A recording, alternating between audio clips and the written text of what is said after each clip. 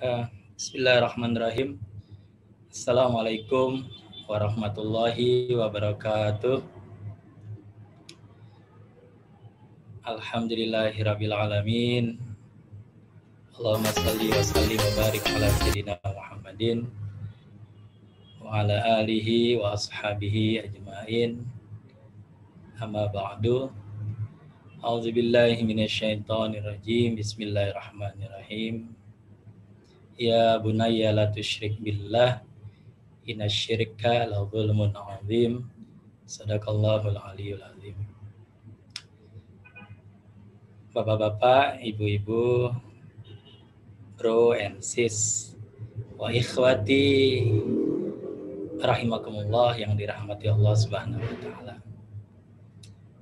Pertama, marilah kita bersyukur dengan sebanyak-banyaknya memuji Allah Subhanahu wa taala karena atas taufik, rahmat, inayahnya pada hari ini di tengah pandemi yang masih belum juga reda, di tengah kesulitan ekonomi yang luar biasa yang mendera baik kita semua sebagai warga bangsa, juga mendera bangsa ini, negara ini.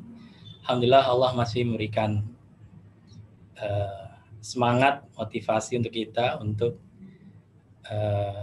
tafaqquh fiddin, untuk berjalan di jalan Allah Subhanahu wa taala dan Rasulnya, yaitu untuk berbagi wawasan, berbagi ilmu. Yang hari ini insya Allah temanya menurut saya keren banget, temanya menantang sekali, yaitu peran ayah dalam pendidikan anak ya. Kenapa ini menjadi tema yang keren, yang menantang? Ikhwati, karena selama ini kita selalu berpikir bahwa pendidikan anak di rumah tangga itu identik dengan peran seorang ibu ya. Oleh karena itu marilah salawat dan salam kita selalu sanjungkan kehadirat kekasih hati kita, qurratu ayun kita, ya, kekasih Allah Subhanahu wa taala dan qurratu ayun alam semesta ini, yaitu baginda Nabi Muhammad al-Mustafa Rasulullah sallallahu alaihi wa alihi wasallam. Bapak-bapak, ibu-ibu, bro and sis, ikhwati rahimakumullah. Tadi saya katakan bahwa temanya keren hari ini. Karena untuk orang Indonesia pada umumnya, kalau sudah bicara pendidikan anak itu sekali lagi identik seolah menjadi tanggung jawab seorang ibu di dalam rumah tangga. Ya, dengan alasan biasanya ayah itu sudah menghabiskan waktunya untuk mencari nafkah, sedangkan ibu lah yang memiliki waktu yang masih cukup luang, cukup banyak di rumah tangga, sehingga orang Indonesia biasanya berpersepsi bahwa ya pendidikan anak itu adalah tanggung jawab ibu. Padahal ikhwati rahimakumullah, kalau kita membaca Al-Qur'an atau membaca hadis-hadis Rasulullah sallallahu alaihi wasallam, jelas persepsi itu tidak tepat. Ya, karena para nabi, para sahabat, orang-orang soleh, salafus soleh, ya, juga tokoh-tokoh besar di dunia ini, itu biasanya meletakkan tanggung jawab pendidikan keluarga, anak-anak, bahkan istri, itu di pundak seorang ayah. Ya, para nabi-nabiullah juga secara langsung mendidik anak-anaknya.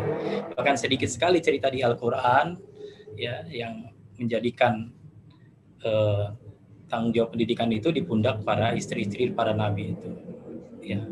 Jadi peran ibu itu nanti lebih pada supporting sistem ya, support, mendukung ya berbagai paradigma, kemudian arah, visi, misi, rencana besar ya dari pendidikan anak yang dibuat oleh seorang ayah. Karena dalam Islam jelas arizalu qawwamuna ala an-nisa.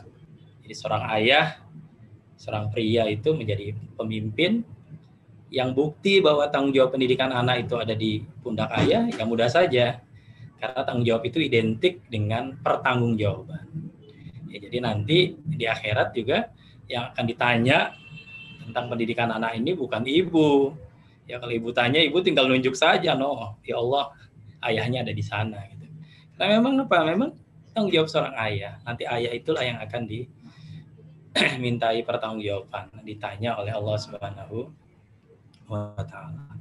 Jadi hari ini kita akan coba bahas ini, coba merombak semua persepsi dan kesadaran kita, ya bahwa sekali lagi pendidikan anak, bahkan pendidikan istri itu ada di seorang kepala rumah tangga, di ayah, dan ibu nanti tinggal menjalankan saja, mensupport saja, mendukung ya berbagai visi misi dan paradigma besar dari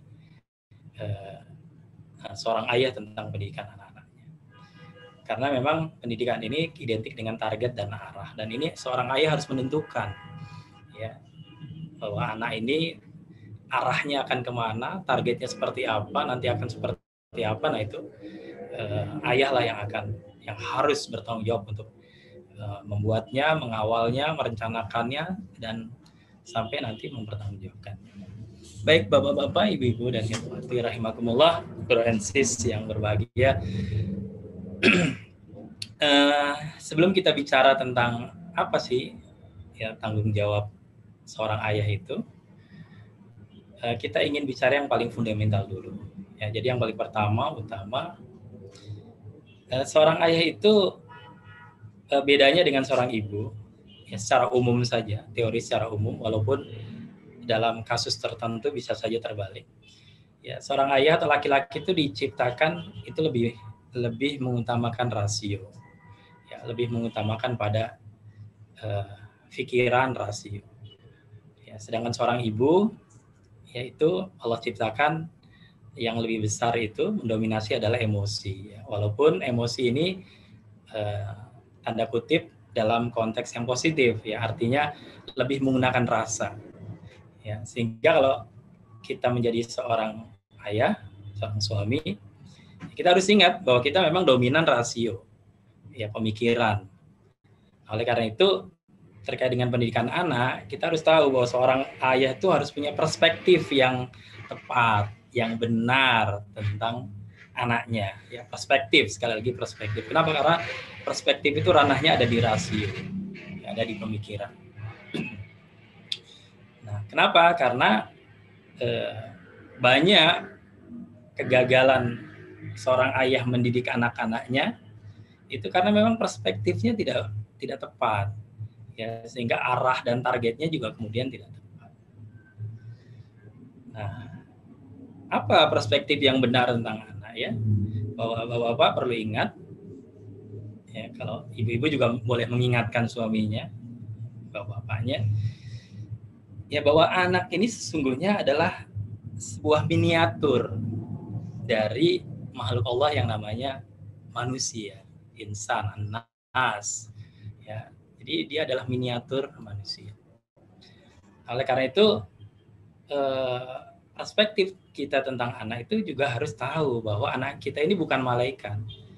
Ya, anak kita ini adalah manusia. Nah, apa bedanya manusia dengan malaikat? Salah satu perbedaan manusia dengan malaikat itu adalah bahwa manusia itu, termasuk anak-anak kita, oleh Allah Subhanahu wa Ta'ala diciptakan dengan sesuatu yang namanya potensi. Ya, sedangkan malaikat itu diciptakan dengan sesuatu yang namanya capacity atau kapasitas. Ya, ini beda sekali. Nah, kalau sesuatu yang diciptakan dengan potensi itu mengenal sebuah titik yang namanya start atau begin atau mulai, titik awal. Kemudian setelah itu tumbuh dan berkembang. Nah, sedangkan kalau sesuatu diciptakan dengan kapasitas, itu tidak ada titik awal. Jadi begitu dia diciptakan, ya kalau diciptakan dengan kapasitas 1000 GB, ya misalnya kalau komputer, atau 1.000.000 GB kalau malaikat itu misalnya, ya sudah dari awalnya langsung seperti itu. Makanya di dunia malaikat kita tidak mengenal misalnya, cerita itu ketika Jibril masih kecil, nah sekarang kan sudah dewasa, nggak ada seperti itu. Oh, dulu ketika Israfil masih nggak tahu apa-apa, masih bodoh, sekarang sudah jenius misalnya, nggak ada seperti itu. Oh, ketika Ridwan dulu masih merangkak, sekarang sudah berlari, nggak ada. Ya, malaikat itu diciptakan dengan capacity. Jadi dari pertama diciptakan, ya sampai nanti sudah seperti itu. Jadi kelebihannya, ya dia tidak mengalami suatu titik awal, titik lemah. Ya. Ya, tapi kekurangannya ada satu, kekurangannya karena dia sifatnya kapasitas, ya dia tidak tumbuh, tidak berkembang. Ya, oleh karena itu banyak di hadis misalnya atau di Al-Qur'an ketika Allah Subhanahu wa taala meminta Adam memperagakan ilmunya kepada para malaikat, ya, pada saat itu malaikat mempertanyakan ya dalam tanda kutip pada Allah tentang pengangkatan Adam sebagai khalifah, ya Allah, ya sudah, Adam diminta peragakan saja ilmunya. Nah, kemudian setelah itu apa yang dikatakan oleh malaikat dengan rasa takjub dan terkejutnya, itu Rabbana la ilma lana illa ma 'allamtana. Kalimat itu kalau bahasa kita sekarang nih, sesuai bahasa kita, artinya gini, ya Allah, aku nyerah. Ya, kenapa? Karena Engkau sudah ciptakan kami dengan kapasitas tertentu dan kami tidak bisa melampauinya. Gitu ya. La ilma lana illa ma 'allamtana. Engkau tidak memberikan ilmu kecuali dari kami tidak punya ilmu kecuali dari apa yang sudah Engkau berikan. Jadi kapasitasnya memang segitu. Bahkan ketika malaikat Jibril alaihissalam waktu itu menemani Rasulullah Mi'raj, itu ada peristiwa yang sangat terkenal. Ya, pada satu makom tertentu malaikat Jibril berhenti. Ya, tidak bisa menemani Rasulullah lanjut ke makom berikutnya. Setelah ditanya oleh Rasulullah, kata Jibril apa? Sungguh satu langkah saja aku melangkah dari makom ini, maka aku akan habis terbakar. Kenapa? Karena kapasitas Jibril sebesar apapun ya diciptakan dalam satu kapasitas tertentu, tidak bisa melampauinya. Nah, sedangkan Rasulullah bisa terus melampaui Jibril. Tapi ingat, Rasulullah pernah mengalami masa kecil, nggak bisa berjalan, ya dari dari belum tahu sampai ke Rasulullah yang jenius, ya dari dulu tidak bisa mengangkat pedang sampai seperti itu. Nah, kelebihan kita manusia, anak-anak kita itu karena diciptakan dengan potensi, maka seolah-olah unlimited dia. Bisa berkembang sebesar apa kita bisa mengembangkannya. Nah, ini potensi. Nah, ini perlu perspektif ini saya sampaikan. Kenapa? Ya supaya kita bisa memandang anak-anak kita itu dalam perspektif potensi itu. Jadi kalau ada orang mengatakan, Pak, maaf anak Bapak bodoh. Oh, kita tidak bisa menerima begitu saja. Kalau saya mengatakan, oh, anak saya potensi jenius. Oh, anak Anda kasar. Oh, anak saya potensi lembut. Ya. Oh, anak Anda pelit. Oh, anak saya potensi pemurah. Jadi kita harus punya perspektif yang benar tentang anak itu seperti itu, karena dia itu potensi, apalagi dia baru miniatur dari makhluk yang namanya manusia. Sama sekali belum berkembang.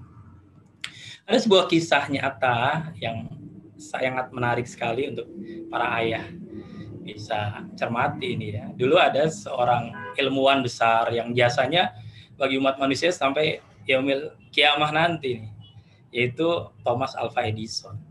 Beliau adalah ilmuwan besar, penemu bola lampu atau listrik lah ya yang kita kenal. Nah, ketika Thomas Alva Edison ini masih SD, ya dia dipanggil kepala sekolah dan gurunya, dititipkan sebuah surat yang harus disampaikan oleh orang tuanya. Nah, kemudian ketika sampai di rumah, dia duduk di bawah di lantai, orang tuanya di kursi, dia berhadapan dengan orang tuanya, dia penasaran, kok serius amat, dia menunggu, minta orang tuanya membacakan apa isi suratnya.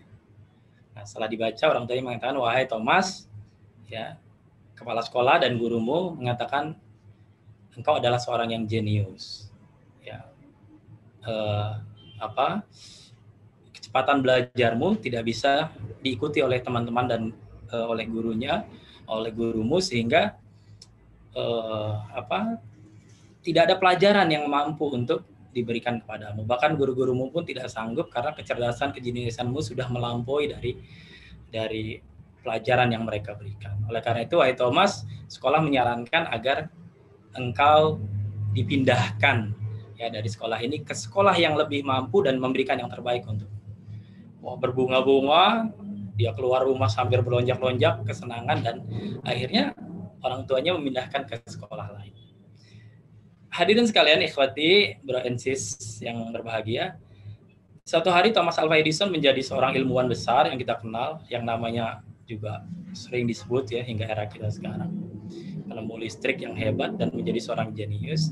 Ketika orang tuanya sudah meninggal, dia masuk ke kamar orang tuanya dan menemukan sebuah kotak ya. Dan pas dibuka kotak itu ada surat ya, yang dulu ternyata surat yang pernah dibacakan oleh orang tuanya itu. Dia baca. Ternyata semua isinya itu berlawanan dengan yang disampaikan orang tuanya. Di situ dikatakan pada orang tuanya bahwa Thomas ini adalah seorang yang sangat tertinggal, yang bodoh, tidak bisa mengikuti pelajaran, memberikan pengaruh intelektualitas yang kurang baik bagi teman-temannya. Guru-gurunya sudah tidak sanggup mengajarkan lagi, dan mereka merekomendasikan sebaiknya Thomas dipindahkan ke sebuah sekolah yang sekolah itu mampu mengajarkan atau mampu diikuti oleh orang yang tertinggal seperti Thomas Alva Edison. Ini bayangkan hadirin sekalian, sebuah perspektif ya. Jadi orang tuanya ini punya perspektif yang nggak setuju dengan sekolah. Dia mengatakan ketika membaca surat itu dikatakan Thomas bodoh, dia tidak. Thomas kami potensi jenius. Dan apa yang terjadi? Thomas menjadi anak yang jenius dan suatu hari memberikan kontribusi yang luar biasa kepada dunia, menemukan listrik yang kita nikmati sampai hari ini. Nah, oleh karena itu, dalam hal perspektif ini, di dalam sebuah buku yang sangat terkenal yang judulnya Positive Thinking Psychology, sebuah penelitian membuat sebuah kalimat yang sekarang sering kita dengar sekali. Apa itu? Don't you think what you are because you are what you think. Ya, artinya dalam penelitian itu mengatakan ketimbang seseorang ayah ya memikirkan siapa anaknya, itu nggak penting. Misalnya apakah anak saya bodoh apa enggak ya, anak saya bisa apa enggak ya, anak saya itu anak yang nanti kasar atau lembut, nggak penting ya, because you are what you think. Jadi dalam penelitian itu dikatakan lebih baik merekonstruksi pikiran kita tentang anak kita. Kenapa? You are what you think, karena itu akan terjadi. Jadi lebih baik kita merekonstruksi bahwa anak saya potensi jenius, anak saya potensi hebat, anak saya potensi disiplin, anak saya potensi lembut, anak saya potensi toleran. Itu direkonstruksi saja pikiran kita, pikiran anak kita. Seperti tadi orang tuanya Thomas, because you are what you think. Anda akan menjadi yang Anda pikirkan, dan itu terjadi pada Thomas Alva Edison. Jadi itu pertama, perspektifnya harus diperbaiki. Yang kedua, ayah-ayah yang keren sekalian. Anda harus tahu ya, sejak kapan Anda harus mulai mendidik anak-anak Anda atau anak-anak kita semua. Ini kebanyakan kita sering salah ya, orang tua, terutama seorang ayah itu menganggap pendidikan anak itu dimulai dari yang paling keren tuh biasanya dikatakan dari PAUD ya. Pendidikan anak usia dini. Sejak anak itu sudah usianya dini dan bisa dididik, maka itu pendidikan dimulai. Ini juga starting yang sangat terlambat sekali. Seorang ayah harus tahu benar kapan dia membuat arah, visi, misi, target, dan start untuk mulai mendidikan anaknya. Yaitu ya ketika kalau di Al-Quran itu anak mulai punya kehidupan. Kapan itu? Ya ketika fayanfuhu ruh, kata Al-Quran. Ketika anak itu sudah ditiupkan ruh, sudah mulai hidup di dalam rahim ibunya, sesungguhnya itu pendidikan sudah start. Sudah dimulai bagi seorang anak. Loh, apa bisa? Nah, ini yang harus kita tahu. Ya, ikhwati sekalian, manusia itu makhluk multidimensi. Ya, dalam diri manusia itu ketika diciptakan itu ada dimensi fisikal, ya fisik, ada dimensi psikologikal, kejiwaan, ada dimensi sosial, ada dimensi emosional, ada dimensi intelektual, ada ideologikal, dan ada dimensi yang namanya dimensi spiritual. Yang dimensi ini sudah bekerja dengan baik, ya, karena dia terbebas dari ruang dan waktu. Ini terkait dengan ruh, dan sudah bisa menerima pendidikan ketika janin itu sudah mulai fayanfuhu ruh, ditiupkan ruhnya di dalam rahim ibunya. Kan dia sudah bisa menerima bentukan-bentukan. Oleh karena itu ketika nanti ini ayah-ayah muda ya yang masih istrinya mengandung ya ketika sudah mungkin 3 bulan atau berapa bulan itu sudah mulai ada ruh kehidupan, anak itu perlu sudah start untuk dididik.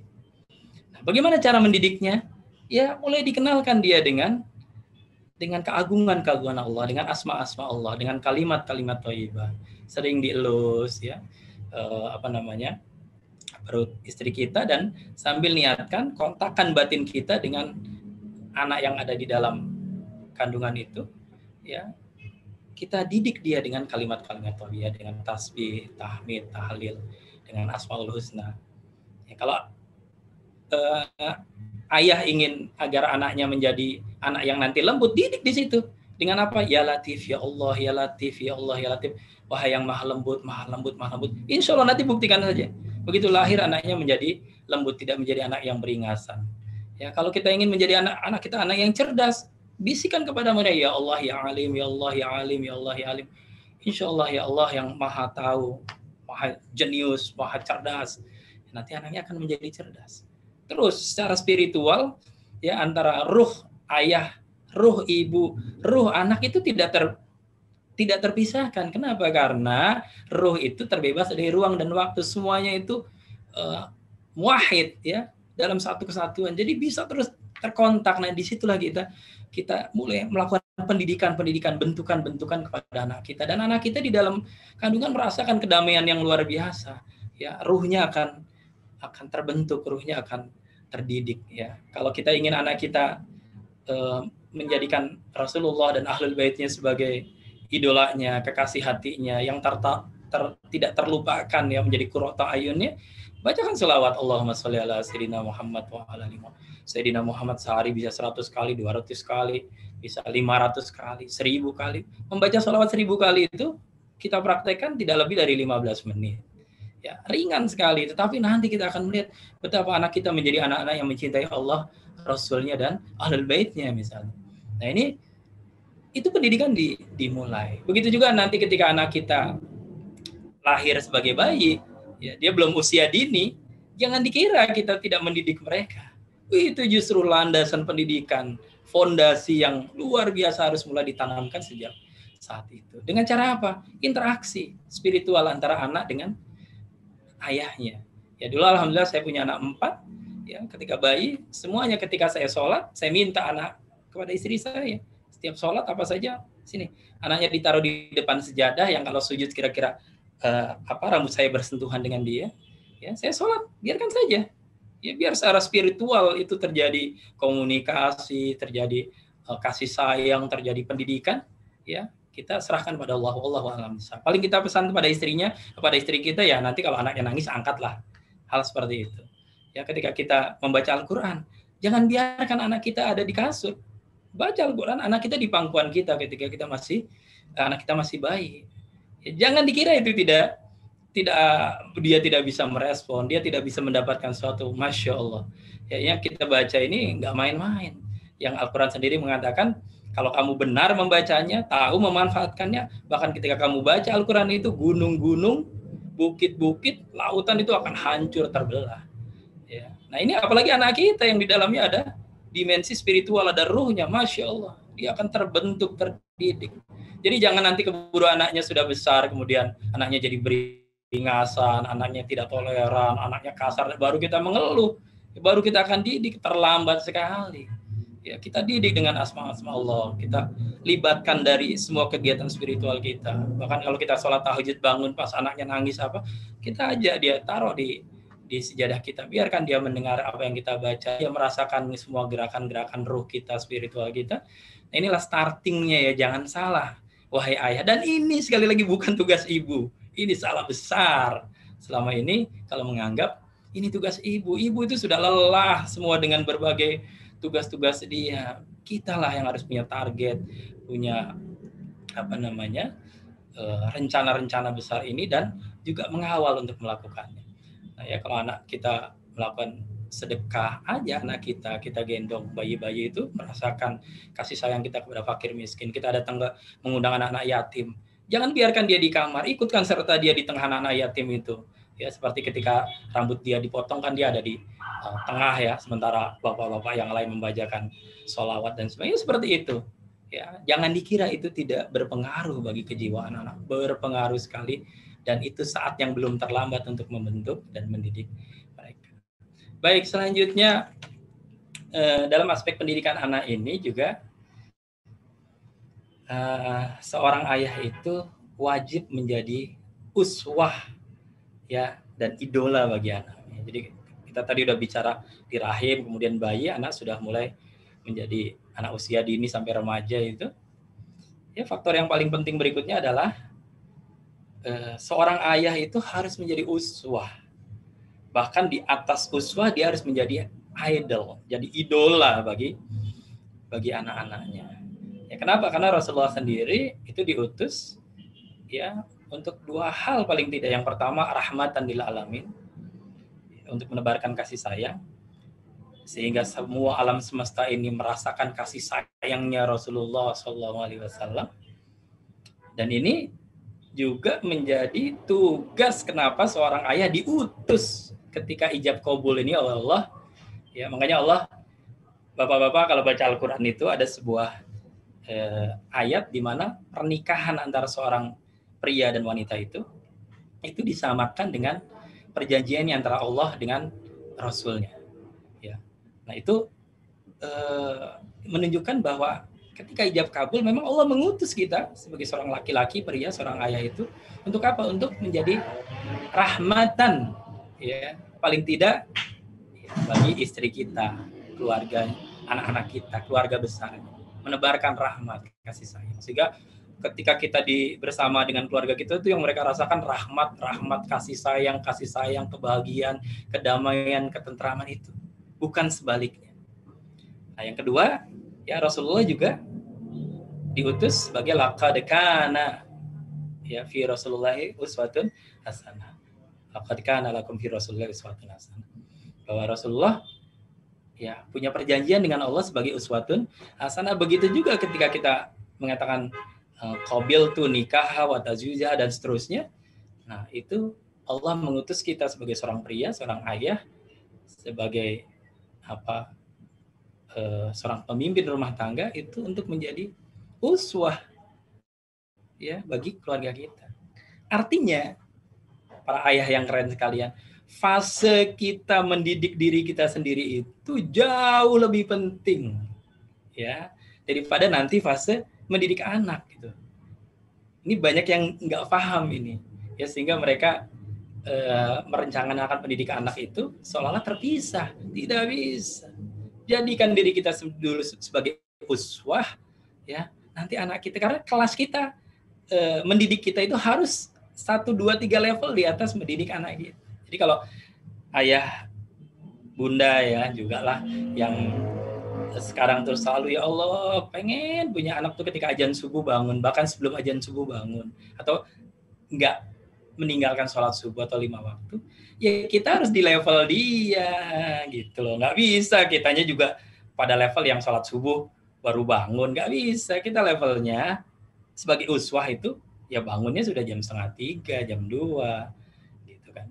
Yang kalau kita ingin anak-anak kita mencintai Al-Quran, suka baca Al-Quran, ya kita levelnya orang yang sudah tidak bisa meninggalkan baca Quran dalam keseharian kita. Bahkan levelnya mungkin ya paling tidak sudah sehari baca Quran 1 juz misalnya dengan artinya. Kita ingin anak kita orang yang toleran dengan orang lain, kita harus di atas levelnya. Bukan lagi toleran, orang yang penuh rahmat, kasih sayang dengan orang lain. Yang dalam doa-doa kita ketika sholat itu sudah lagi nggak memikirkan diri kita lagi. Kita sudah memikirkan, makanya dhamir dalam doa-doa dalam Al-Quran itu kan rata-rata dhamirnya nahnu semua. Barik lana fima rojaktana wakina adzabannar, ya kan, la tu'akhidna in nasina aw ata'na wa la tahmil alaina, itu nah semua. Kenapa? Menunjukkan kita sudah nggak memikirkan diri kita lagi. Ya orang lain semua yang ada di dalam pikiran kita berdoa. Nah level kita seperti itu, insya Allah. Nah kita levelnya anak yang menjadi yang toleran, baik hati dengan orang lain, penuh pengertian. Gitu. Jadi memang leveling kita harus dinaikkan. Kita sebagai uswah. Nah nanti di atas uswah itu ada lagi kita sebagai idola, idol. Ya, ini lebih berat lagi. Kenapa? Karena menjadikan kita sebagai idola bagi anak-anak kita itu bukan tidak cukup. Ya, ayah yang keren ya, nggak cukup bahwa Anda menjadi uswah saja. Ya, Anda harus mengkoneksikan antara diri Anda sebagai uswah ya dengan apa? Dengan dunia mereka yang zaman itu sudah beda sekali. Ya bahkan sabda Rasulullah sallallahu alaihi wasallam, Rasulullah bersabda yang artinya ajarilah anak-anakmu sesuai dengan zamannya. Karena mereka hidup di zaman mereka bukan pada zamanmu. Ya, sungguhnya mereka diciptakan untuk zamannya sedangkan kalian diciptakan untuk zaman kalian. Jadi ini level idola. Ya, sudah nggak bisa lagi kita program mereka dengan tadi itu uswah-uswah yang 30 tahun yang lalu kita dapat 20 tahun yang lalu, nggak bisa. Ya, kita bagaimana koneksikan ini, kita hidup dalam kehidupan mereka. Nah, nilai-nilainya itu sendiri tidak berubah. Itulah yang coba kita transformasikan ya, ke dalam metodologi baru kita pendekatan kepada anak. Sehingga mereka merasa, wah ini idola gue banget nih ayah gitu kan.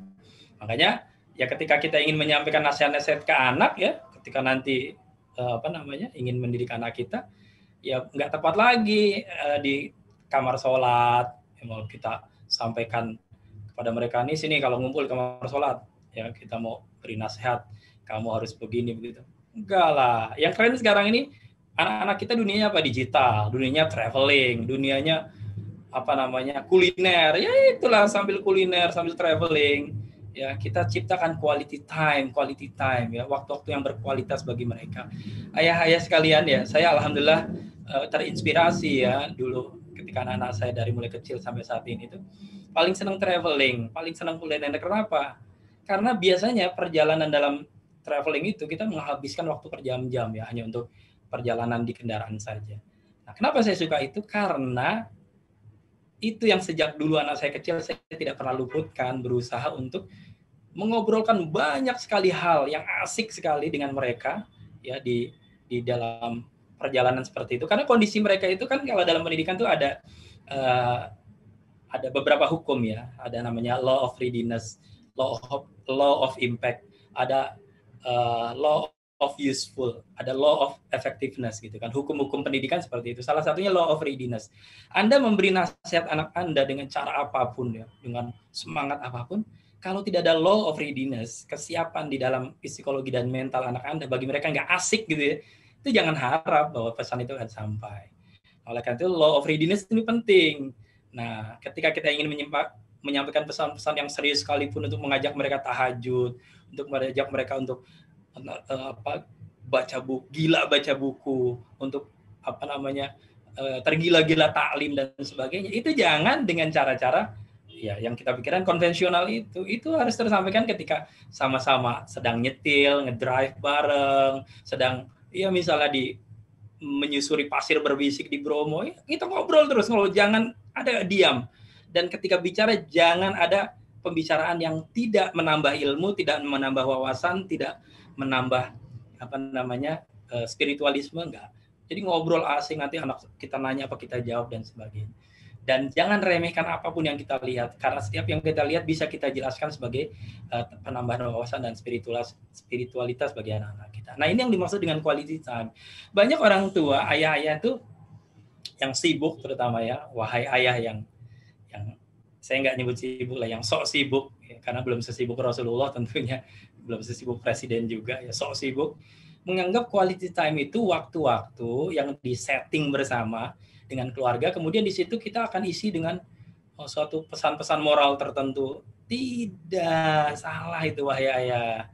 Anda harus paham dan memahamkan istri-istri Anda bahwa yang dimaksud quality time dalam hidup itu bahwa sepanjang waktu interaksi kita dengan anak itu ya, sepanjang kita menghabiskan waktu-waktu hidup dengan anak kita di dunia kuliner kita, di dunia traveling kita, di dunia ibadah kita, ketika kita mengantarkan mereka ke sekolah, ke tempat kursus dan sebagainya, itu kita tidak melewatinya dengan sesuatu apapun kecuali dengan hal-hal yang menambah spiritualitas, menambah keilmuan mereka, wawasan mereka, menambah ketajaman naluri mereka, toleransi mereka, ya rasa sayang rahman mereka, rahim mereka terhadap kawan-kawan mereka dengan lingkungan mereka. Itu yang disebut quality time. Ya bukan kalau saya lihat di medsos misalnya quality time gitu kan, ada waktu tersendiri dengan, tidak begitu. Kita harus 24 jam untuk mereka, tidak, mereka itu bukan orang yang kita sisahkan waktu saja. Nah, dan di era digital ini quality time ini bisa kita setting dengan apa? Dengan cara yang jauh lebih canggih dari dulu. Karena kita tidak terpisahkan lagi. Kita punya grup WA keluarga, yang di grup itu kita isi dengan canda, tawa yang menambah ya berbagai kualitas hidup dan sebagainya. Itu yang disebut quality time. Jadi sekali lagi, ayah harus bisa mentransformasi tugas diutusnya Rasulullah oleh Allah Subhanahu wa taala, yaitu sebagai rahmatan lil alamin dan sebagai uswah hasanah. Ya, jangan sampai, kan ada tuh ayah yang bagi anaknya wujuduhu ka'adamihi. Ya, wujuduhu ka'adamihi itu antara ada dengan tiadanya, there is no difference. Ya, no different. Ya, there is no differentiation antara ada dengan tiada. Ya, nauzubillah, jangan sampai ayah yang seperti itu. Ya, tapi di atas itu pun jangan sampai kita menjadi ayah yang apa namanya? Ketika kita dirasakan ada oleh anak-anak kita, itu keberadaan kita tidak menciptakan tadi itu rahmatan, ya, nggak menciptakan kasih sayang, kedamaian, ketenangan dan sebagainya.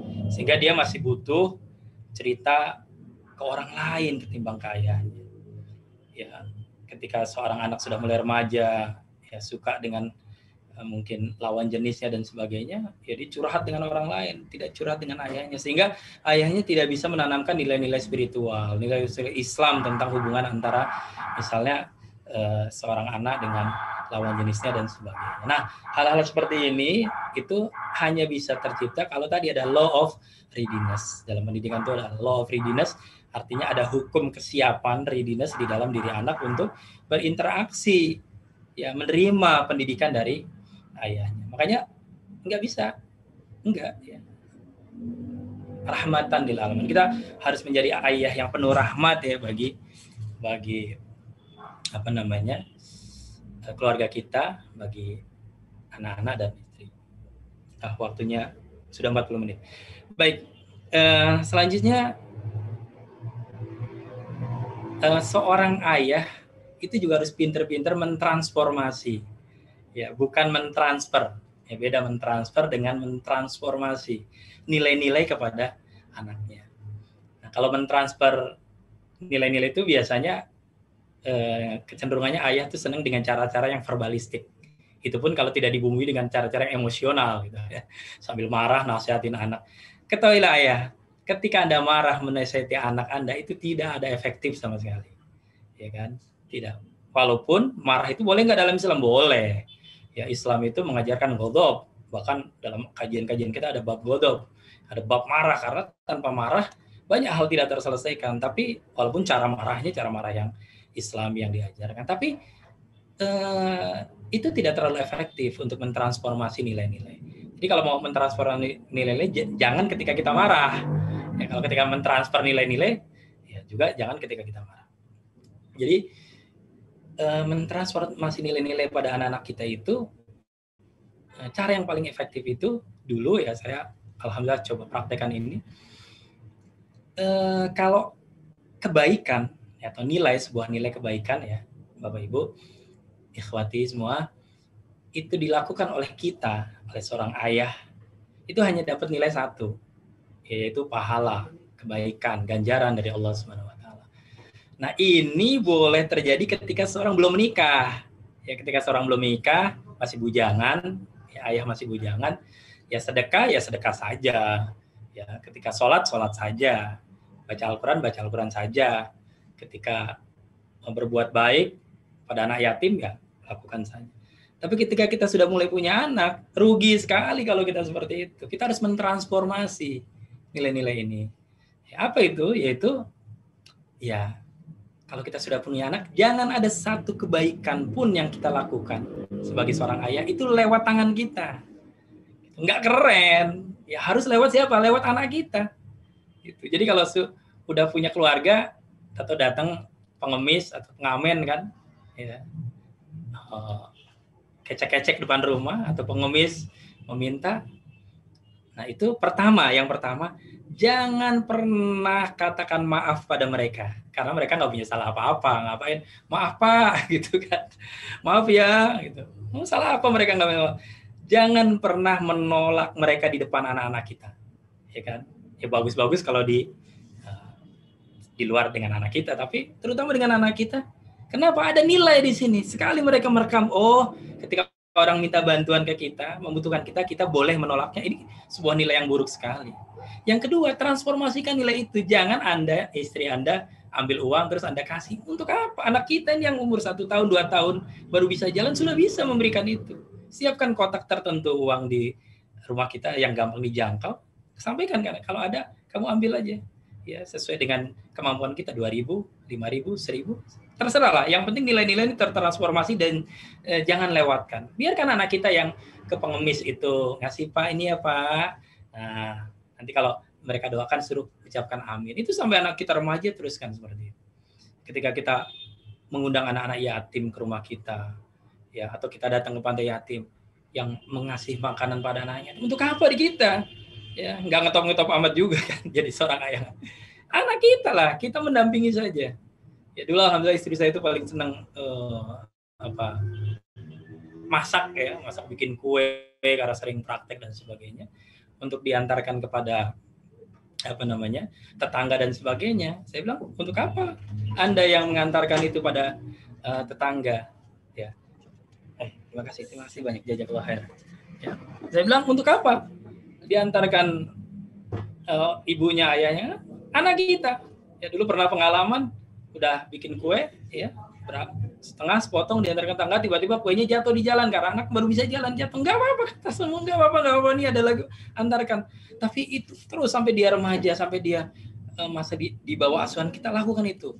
Ya biarkan anak kita yang mengantarkan kebaikan itu kepada, nggak perlu lagi dari tangan kita. Kenapa? Kita dapat pahala, dapat ganjaran, ya anak kita mendapat transformasi nilai-nilai yang luar biasa. Nah ini yang sering ayah ini nggak lupakan. Yang jeleknya lagi, sering ayah ini menganggap ini tugasnya seorang ibu lah.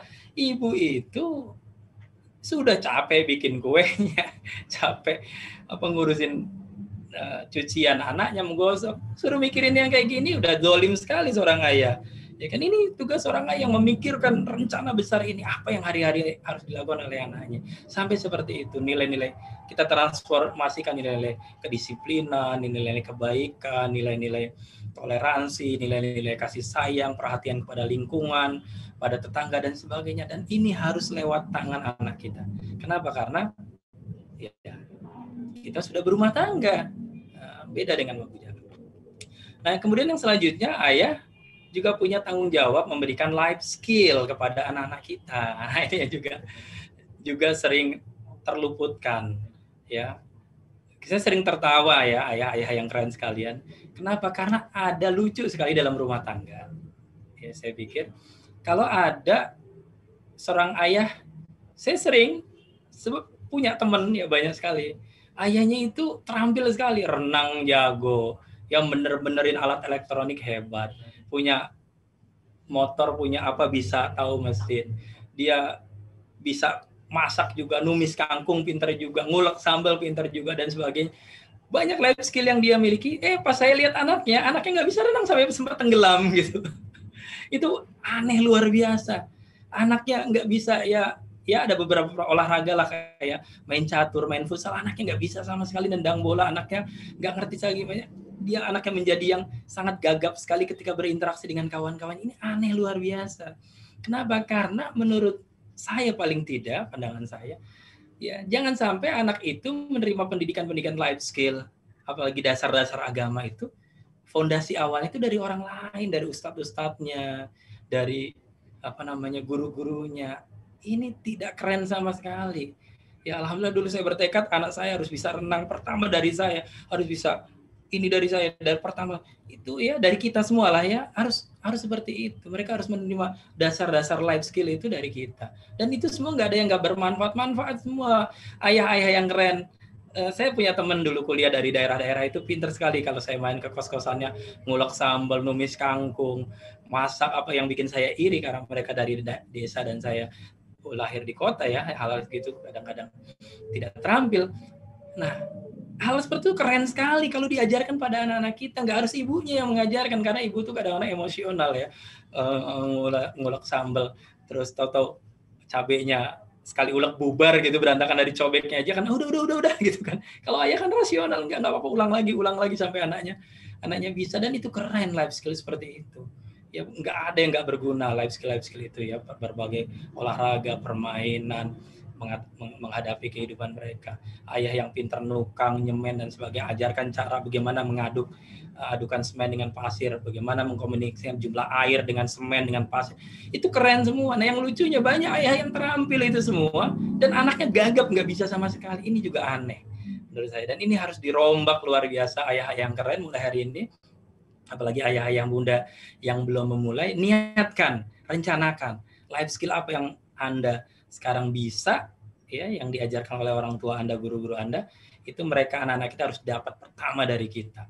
Ya, anak-anak kita harus jago renang, ngambang di laut, itu dari kita. Kenapa harus dari les renang, guru renangnya gitu kan? Anak Anda harus jago futsal sehingga nanti gampang. Iya, karena life skill ini kan gini, misalnya olahraga, ada futsal, ada bulu tangkis dan sebagainya. Itu bukan sekedar untuk kesehatan, ayah. Ya kan, Anda salah kalau menganggap itu hanya kesehatan. Life skill sekarang itu termasuk olahraga itu alat untuk mampu berinteraksi dengan lingkungan, dengan orang lain, dengan sahabat-sahabatnya. Nah, oleh karena itu mengajarkan mereka itu supaya mereka nanti nggak minder, nggak menyendiri, ya, ngumpul di satu tempat yang di situ hobinya futsal, nyambung, ngumpul di satu tempat yang tenis meja, nyambung, ngumpul di satu tempat yang mereka olahraganya senang main catur, nyambung, ya kan, yang senang mandi di renang di kali karena mereka ngambang nggak tenggelam, nyambung. Ya, jangan sampai ayahnya guru renang. Saya ada masih keluarga juga ya, dia guru renang, bahkan pernah menjadi atlet polo air. Polo air itu kan kemampuan ngambang berjam-jam di kolam renang. Ajib sekali, anaknya nggak bisa renang. Gitu kan. Sampai ketika dia lulus SMA, anaknya nggak bisa renang. Ini ajib sekali. Mana quality time itu ya? Apa yang Anda lakukan dengan anak-anak Anda? Nah, ini apa namanya? Yang selanjutnya, wah waktunya tinggal 10 menit. Baik, saya percepat saja. Kemudian ayah juga harus menjadi sahabat yang baik bagi anak-anaknya. Ya, tadi terkait dengan ya life skill, ya kemampuan dan sebagainya. Ini ada kisah juga ya, Nabi Isa alaihissalam suatu hari berjalan dengan 12 muridnya al-Hawariyun. Kemudian di jalan itu ketemu dengan seorang yang sangat membencinya, kemudian memaki-maki Nabi Isa dengan kata-kata yang sangat kotor sekali, dengan kata-kata yang sangat jorok, kotor dan kasar sekali. Tapi dengan senyum Nabi Isa selalu menjawab kata-kata itu, kalimat dengan doa, dengan salam dan ucapan yang sangat menyentuh dan baik sekali. Setelah orang itu pergi, murid-muridnya semua bertanya kepada Nabi Isa, wahai guru, wahai Rasulullah, ya kok Anda aneh sekali gitu kan. Dia terus menyerang Anda, memaki Anda, mengata-ngatai Anda dengan kata-kata yang kotor. Kenapa Anda jawab dengan kalimat-kalimat yang seperti itu? Apa kata Nabi Isa alaihissalam? Jawabannya sambil tersenyum, sesungguhnya orang hanya bisa memberikan apa yang dia punya. Ya, keren banget kan? Sesungguhnya orang hanya bisa memberikan apa yang dia punya. Kalau orang tadi yang dia punya itu, ya hanya itu yang bisa dia berikan kepada saya, kepada kita sekalian. Tapi aku tidak punya apapun kecuali apa yang tadi aku sampaikan, maka aku berikan itu padanya. Nah, ini juga pelajaran berharga, wahai ayah, bahwa Anda tidak bisa memberikan apa-apa kepada anak Anda kecuali apa yang Anda punya. Ya, jadi Anda harus punya berbagai nilai-nilai kebaikan itu, sehingga Anda tidak bisa memberikan apapun kepada anak Anda kecuali yang Anda punya. Nah, ini kan ayah-ayah sering tidak sadar. Ya, kenapa sih anak saya jadi kasar? Kenapa sih anak saya jadi beringas? Kenapa anak saya menjadi kotor? Mengapa anak saya nggak disiplin? Mengapa anak saya nggak bersih? Kenapa anak saya kemproh? Ya, padahal kata anak-anaknya, ya ayah kan nggak bisa memberikan apa ya kecuali apa yang ayah punya, kan itu yang ayah berikan kepada kita. Jadi seperti itu. Nah, ikhwati sekalian, ayah-ayah yang keren, Jadi yang selanjutnya ayah tadi harus menjadi sahabat yang baik bagi anak-anaknya. Nah, persahabatan di dalam rumah tangga ini antara ayah dengan anak ini handicapnya banyak sekali. Seringkali kenapa? Karena egoisme. Ya. Memang Islam mengajarkan bahwa arijalu qawamun 'alan nisa, itu benar. Ya, memang Islam mengajarkan bahwa kepala rumah tangga itu yang menentukan itu benar. Ya, tapi belajar Islam jangan hanya sampai di situ, ayah.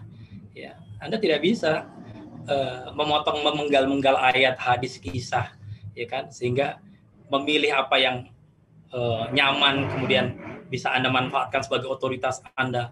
Ya, makanya kalau kita lihat di medsos, seorang pria, seorang laki, suami itu biasanya senang sekali mengutip hadis-hadis yang hadis-hadis itu menuntut ketaatan istrinya, ketaatan anaknya gitu kan.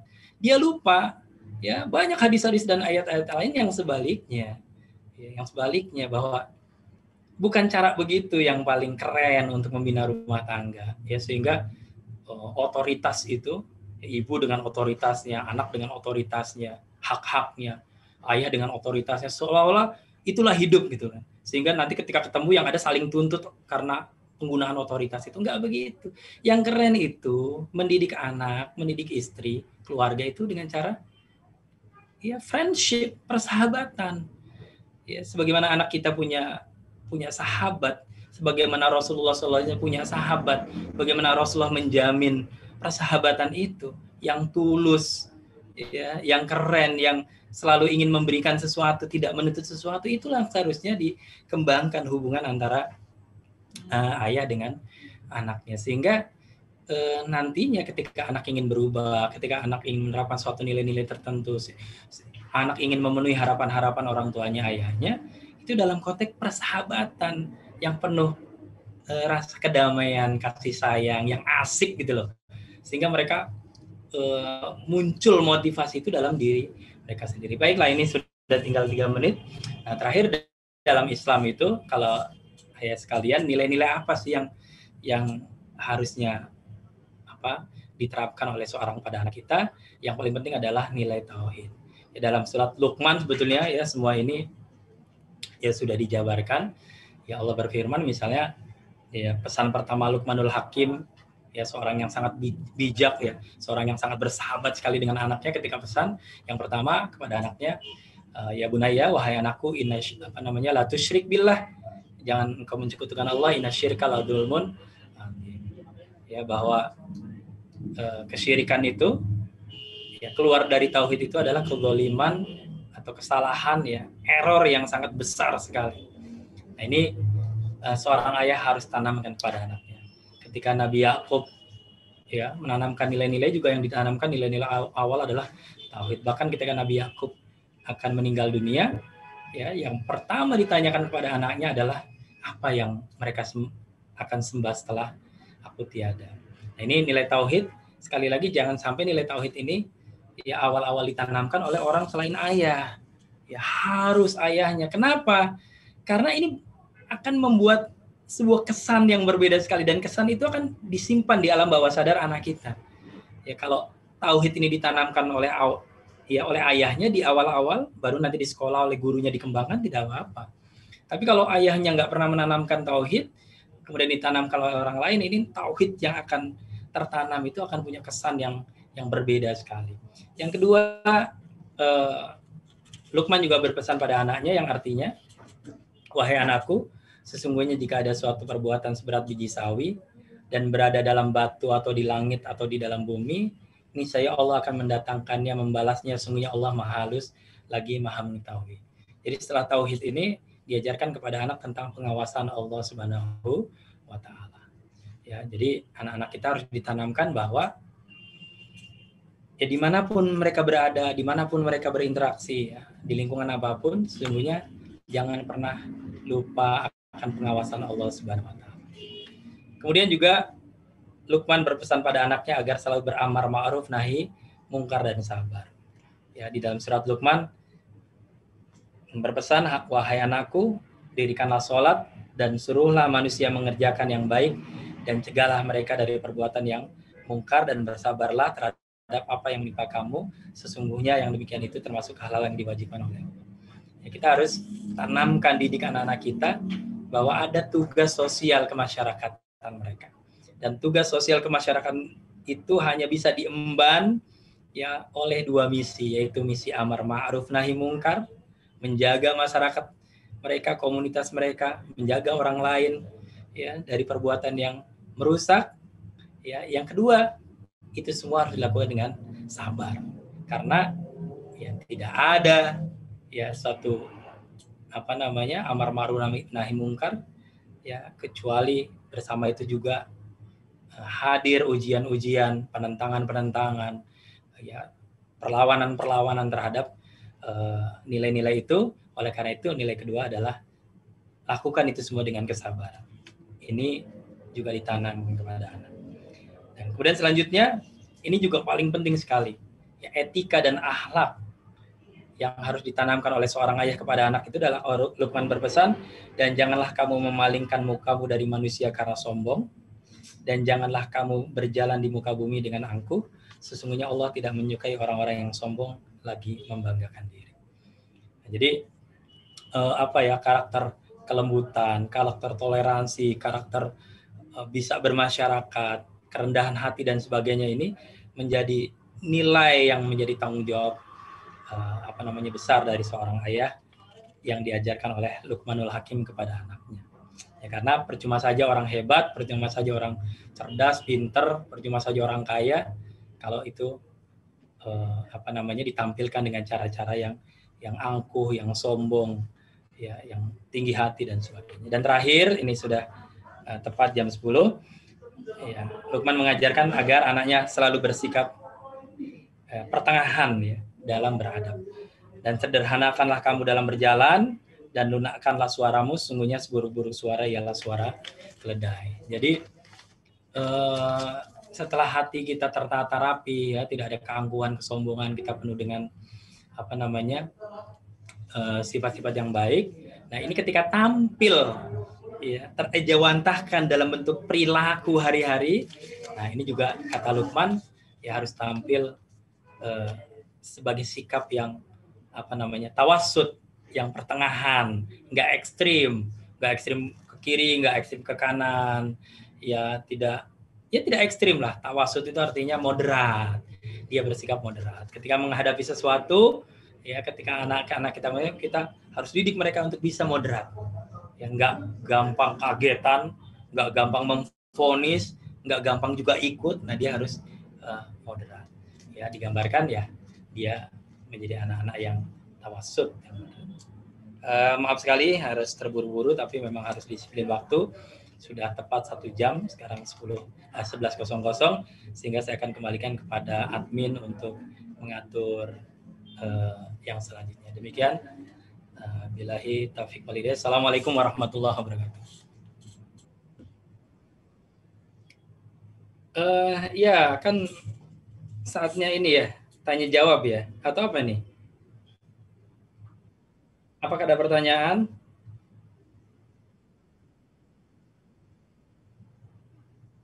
Di kolom chat. Belum. Oh, harus di ini ya.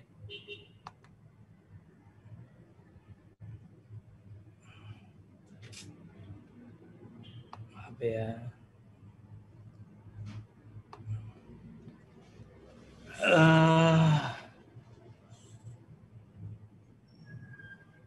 Ini ya dari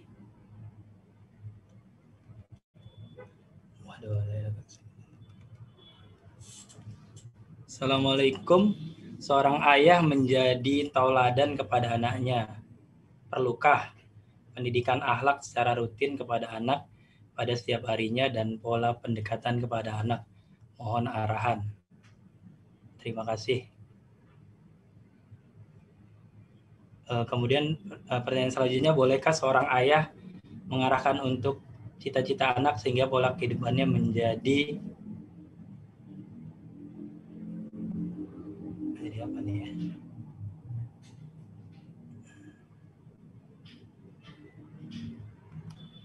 Oh, baiklah, saya jawab dulu ya. Ya, Gini ya, jadi kalau orang biasanya bicara pendidikan, ya bicara pendidikan itu yang langsung terpikir itu pembelajaran. Ya, jadi misalnya cara guru mengajarkan anak kan di sekolah gitu, penuh dengan nasihat, penuh dengan apa namanya materi-materi, menyiapkan apa yang mau disampaikan ke ini. Nah itu agak beda ya, ayah yang keren ya. Antara pendidikan dengan pembelajaran itu beda. Pembelajaran memang salah satu aspek dari pendidikan. Hanya tapi kalau saya lihat ya untuk membentuk sebuah karakter seperti yang kita inginkan dari seorang terhadap istri kita, terhadap anak-anak kita itu paling 20% saja ini apa namanya porsi pembelajaran itu, karena efektivitasnya juga ya kira-kira hanya segitu gitu kan. Nah, oleh karena itu ketika kita bicara tadi keteladanan kemudian dihubungkan justru dengan perlu nggak kita membuat pelajaran akhlak ke anak-anak kita. Yes, perlu sekali kalau kita bisa punya sesi tiap hari bagus ya. Tapi kan kita perlu lihat psikologi anak siap nggak untuk menerima sesi-sesi pembelajaran setiap hari dan efektifkah itu kan. Oleh karena itu saya katakan penting sekali ya membuat apa namanya hal seperti itu ya di keluarga kita. Ya kita mungkin kalau habis sholat maghrib kumpul sebentar, sampaikan pesan-pesan hadis-hadis Nabi, ayat-ayat Al-Quran tentu penting sekali. Tetapi di luar itu yang paling penting kalau yang ingin dibentuk akhlak, ya tentu dengan uswah, dengan teladan. Karena anak itu semudah Anda kalau lagi pakai komputer, yang paling fans paling sekarang kalau pakai komputer icon apa sih?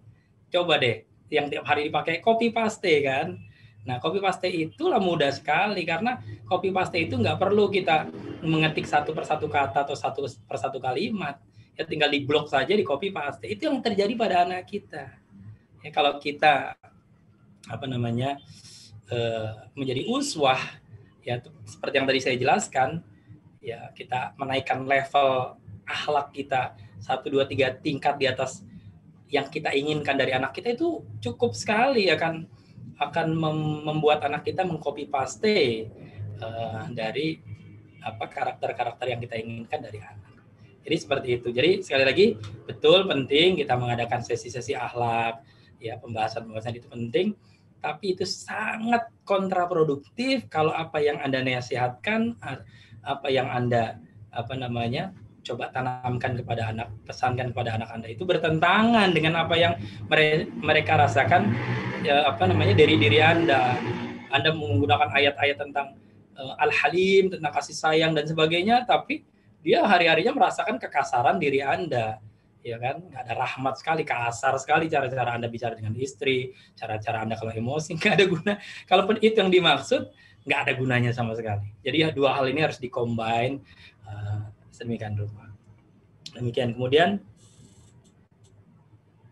bolehkah seorang anak mengarahkan untuk cita-cita? Oh, bukan hanya boleh, harus. Jadi seorang ayah itu harus memberikan arah yang benar kepada anaknya. Yang nggak boleh apa? Nggak boleh itu menentukan. Kamu harus jadi dokter ya. Kamu harus jadi insinyur ya. Siapa lo? Allah aja yang menciptakan kita saja tidak menentukan seperti itu, memberikan kebebasan untuk ya mencapai. Nah, yang perlu oleh seorang ayah tuh arahnya, gitu loh. Kenapa dia kalau jadi dokter itu kenapa harus jadi dokter? Bukan untuk cari uang, ya kan? Bukan untuk menjadi orang kaya, bukan supaya punya prestis sehingga kalau kumpul keluarga bisa dibanggakan menjadi anak kebanggaan ayah ini dokter loh. Nauzubillah min dzalik kalau itu. Anda jadi dokter karena dengan Anda jadi dokter terlalu banyak orang yang akan bisa Anda selamatkan, terlalu banyak orang yang akan Anda tolong. Lebih-lebih kalau jadi Anda udah dokter, Anda kaya. Saya pernah ke Padang Sidempuan Sumatera Utara, ada seorang keluarga pengusaha yang dia jadi dokter, kemudian dia menggratiskan 100% kepada semua duafa yang berobat. Jadi kalau orang yang mampu ya silakan bayar sesuai dengan kemampuannya, tapi seluruh duafa itu gratis. Nah kan kalau itu yang Anda arahkan agar anak-anak jadi dokter, itu keren dan harus.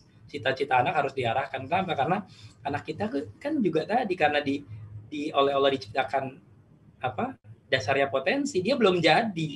harus kita arahkan, ya, bagaimana dia menghadapi kehidupan, menghadapi studinya di sekolah, bagaimana menentukan cita-citanya, menentukan pilihan jurusan ketika SMA, kita arahkan, tapi tidak kita tentukan. Nah, kalau orang yang mengarahkan itu beda sekali dengan menentukan, karena dia akan hanya memberikan pertimbangan-pertimbangan, memberikan opsi-opsi, memberikan resiko-resiko, memberitahu dan sebagainya. Nah, kemudian anak kita lah yang harus memutuskan sesuai dengan bakat, minat, potensi, dan dunianya dia, gitu kan. Karena jangan sampai anak yang, karena Allah menciptakan manusia itu multidimensi, termasuk multi talenta. Jadi kita nggak bisa menjudge, anak kita nomor 1 ini lebih pintar dari yang nomor 3, nggak bisa, ya kan? Itu sama kalau bicara sama seperti itu, kita sama dengan mengatakan ini ada orang hebat, orang pintar sekali nih, dia dokter THT gitu kan, dia jenius sekali. Ya dalam bidang apa dulu dia jenius? Dia ahli mata, misalnya dokter mata, geser sedikit ke kuping saja sudah nggak bisa. Coba Anda datang sakit mata atau sakit telinga atau tenggorokan, datang ke klinik dokter mata, pasti ditolak. Berarti pinternya cuma jarak berapa senti? 7-5 senti. Karena dari mata ke telinga aja dari yang dibilang pinter banget menjadi yang bodoh banget, sampai menolak, nggak mau menangani, kan? Itulah kecerdasan. Anak kita yang pertama, kedua, ketiga, keempat juga seperti itu. Pinter dalam hal apa dulu? Anak saya yang nomor 4 misalnya, matematika, fisika jangan diajak bicara. Ya bisa jeblok semua, tapi bahasa misalnya, ya dulu saya nggak merasa ngajarin juga, sekolah belum ngajarin juga, tiba-tiba sudah was-was gitu kan. Nah, anak yang seperti ini kan jangan dipaksa ditentukan untuk sesuai kehendak Anda maunya pintar matematika. Jadi relatif sekali. Semua anak bisa kita katakan, anak kita bodoh. Enggak, dia potensi cerdas, jenius dalam bahasa. Dia potensi cerdas dalam ilmu bisnis, dalam berdagang dan sebagainya, gitu kan. Nah, itu ya. Jadi orang tua harus mengarahkan, tapi tidak menentukan. Kemudian apa lagi tuh? Hanya itu aja. Pertanyaan ada lagi nggak, admin? Bolehkah seorang ayah sedikit keras dalam mendidik anak? Nah, ini tadi saya katakan, Islam itu agama yang sempurna. Jadi semua bab itu dibahas dalam Islam. Makanya ada bab godob. Ya, tapi kalau orang ngaji setengah-setengah, kata Ustadz nih, saya suka dengar kiai, banyak orang yang ngajinya tuh sepotong-potong. Baru ngaji awal, merasa udah hebat, berhenti ngaji. Ternyata dia ngajinya baru sampai bab godob, bab marah, bab keras. Dia lupa bahwa setelah bab godob itu ternyata bab berikutnya bab tawadhu, bab qanaah gitu, bab tawadhu, bab rendah hati. Sehingga dia membawakan agama ini itu dengan cara yang godob, dengan cara yang keras, yang marah. Nah, dalam Islam semua potensi itu harus divariasikan. Kalau Anda saatnya harus keras, ya harus keras. Tapi kerasnya itu harus keras yang sesuai dengan Islam, yaitu apa? Tegas.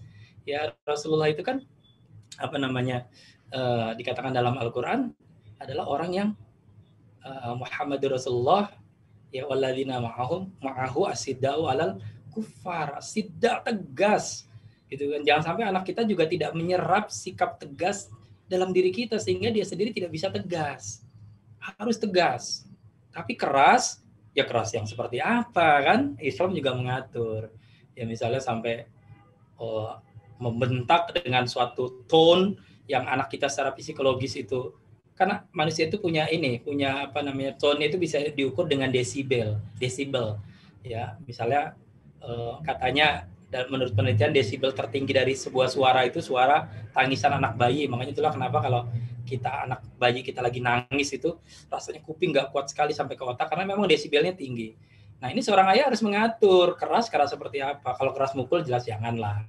Ya kita bisa gunakan cara-cara yang lebih baik. Tapi kalau yang dimaksud keras, menegur, bersuara dan sebagainya, desibelnya juga diatur. Jangan masalahnya kecil, masalahnya remeh-temeh, desibelnya tinggi banget, nggak matching gitu. Sehingga nanti anak-anak merasa, ini ayah saya error kayaknya. Orang masalahnya cuma ngangkat gelas ceroboh terus pecah, gelasnya harganya cuma Rp5.000, tapi kerasnya, ngamuknya kayak lagi anaknya konsumsi narkoba. Nah ini ya, itulah yang kerennya seorang ayah itu bisa mengatur ini semua agar semua bisa diterima oleh anak dengan baik dan sampai pada tujuannya. Itu yang paling penting ya, tujuan dari kita mendidik anak itu. Kemudian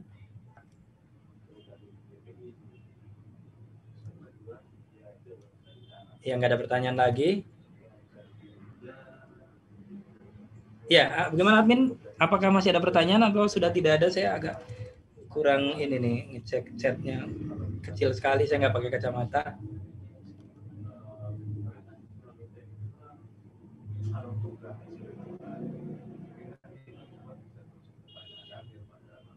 Baik, kalau memang tidak ada lagi,